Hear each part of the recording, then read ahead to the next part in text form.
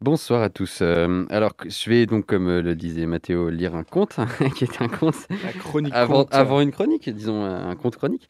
Petite introduction rapide comme d'habitude. C'est un texte qui fait partie de mon recueil qui est déjà écrit de contes qui s'appelle Le Cirque des Étoiles, qui a été écrit en moyenne il y a une dizaine d'années, à peu près entre 10 ans et 5 ans dans le passé.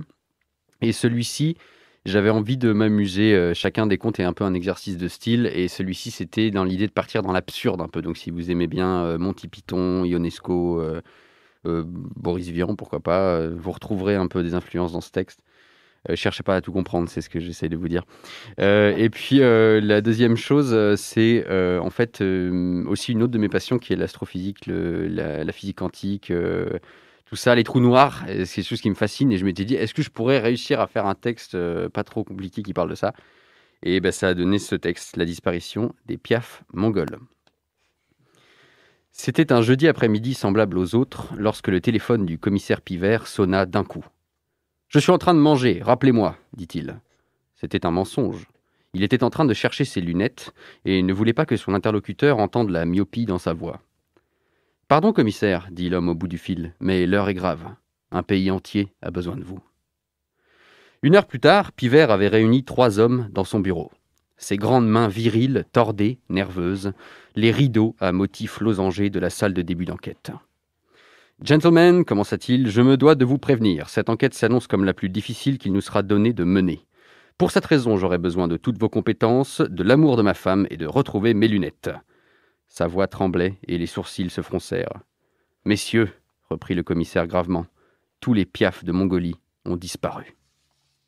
Ah, voilà, dit l'ornithologue, quand même. Je sais enfin ce que je fais ici.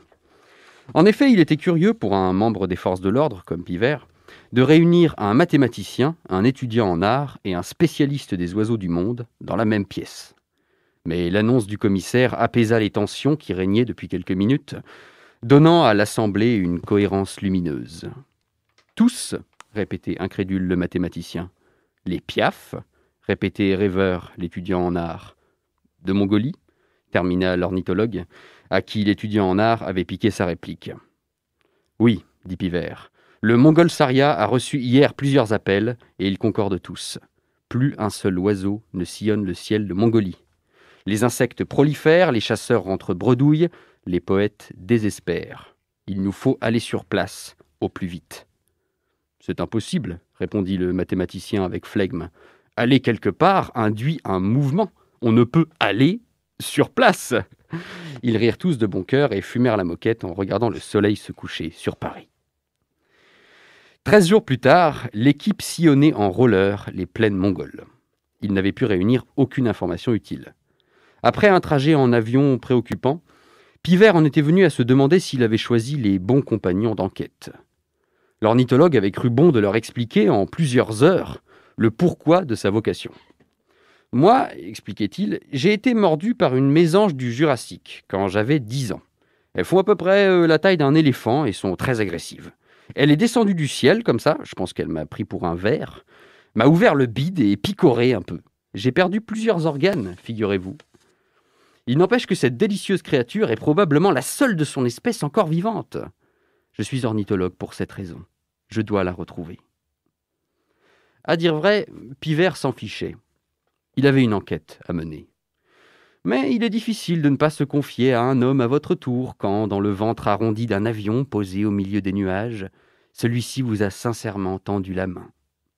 Dans ces moments rares, la testostérone est assez basse pour permettre de lever un peu son kilt devant les autres. Ainsi, chacun, entre deux turbulences, y allait de son souvenir ou de son anecdote. L'étudiant en art leur avait confié sa propre fascination pour les volatiles. Il avait d'ailleurs vécu 2 ans en colocation avec une mouette, partageant avec elle ses cornflakes et ses idées avant-gardistes sur la représentation cubique des bananes. Aussi, lorsque le mathématicien commençait à leur confier sa lubie, lui causant des érections sauvages et inattendues devant certaines équations complexes, le commissaire Pivert avait-il vu le sol mongol s'approcher avec soulagement. Ce 13e soir les vit donc assis, déconfits, autour d'un bivouac de fortune. « Messieurs, dit Pivert, que savons-nous de plus qu'à notre arrivée ?»« J'ai mal aux fesses, répondit le mathématicien. Je suis assis sur une racine carrée. Taisez-vous, dit Pivert. Vous êtes un gros con. Vos observations, ornithologue. Le spécialiste affirma qu'il n'avait vu ni plume, ni bec, ni patte, aucun oiseau complet ou incomplet dans les plaines, ni entendu aucun chant mélodieux dans ses oreilles lasses, ni sali ses bottes dans aucune fiente, récente ou non, ni d'ailleurs aperçu une mésange du Jurassique où que ce soit. Quant à l'étudiant en art, il dormait en poussant de petits cris de mouette. À la lueur de ce témoignage, Pivert fit les 100 pas en réfléchissant. Les oiseaux, ça ne disparaît pas tout seul tout de même. Aucun prédateur ne peut bouffer tous les piafs d'un pays d'un seul coup. Il ne restait au vrai que 2 solutions.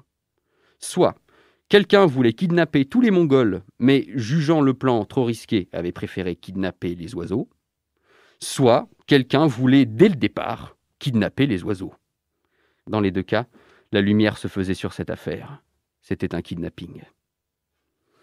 Il traîna donc ses acolytes plusieurs semaines durant dans tous les bars malfamés des Mongolopoles, interrogeant ici un videur chauve, là un professeur d'histoire nymphomane, pour savoir si quelque individu avait un jour, ces 100 dernières années, parlé d'un projet de ce genre. Partout, il faisait chou blanc. Il poussa le vice jusqu'à interroger, dans les campements nomades, certains yaks dont les meuglements lui semblaient suspects. Ce fut là aussi un échec. Au bout de 6 mois, assis autour d'un bivouac de pauvreté, les barbes longues, les yeux mi-clos, l'équipe d'enquête n'avait pas fière allure. Pivert était homme de bon sens et résolu d'annoncer à tous qu'il rentrait à Paris. Soudain, le talkie-walkie du mathématicien sonna. « Maman ?» dit-il. « Professeur !» dit son assistant au bout du fil. « Je crois que j'ai trouvé la solution à votre histoire d'oiseau. » Les barbes volèrent, les yeux s'ouvrirent. Tous, l'oreille proche du talkie, attendaient la suite. « Voilà, continua l'homme, l'OCRATM, observatoire chargé du recensement des apparitions de trous noirs en microclimat, a relevé il y a 84 ans un minuscule pic d'activité en plein milieu de la Mongolie. C'est la preuve qu'un trou noir spontané est apparu dans son ciel pendant plusieurs secondes. Il a probablement aspiré tous les oiseaux du pays avant de disparaître. » Le talkie crachota et rendit l'âme. L'équipe se regardait, les yeux brillants. Le kidnappeur des piafs de Mongolie était donc un trou noir. Ils se serraient les mains et déjà les flonflons de la gloire sonnaient à leurs oreilles. « À Paris, dit Pivert, pleurant et riant à la fois, nous serons des héros !» Pourtant, le mathématicien fronçait les sourcils. « Mais enfin, dit-il, si le trou noir est apparu il y a plus de 80 ans, comment se fait-il que les Mongols ne se soient aperçus que maintenant de l'absence des oiseaux ?»« Oh, vous savez, dit Pivert, ce sont des gens paisibles. » Merci Georges pour cette faille spatio-temporelle.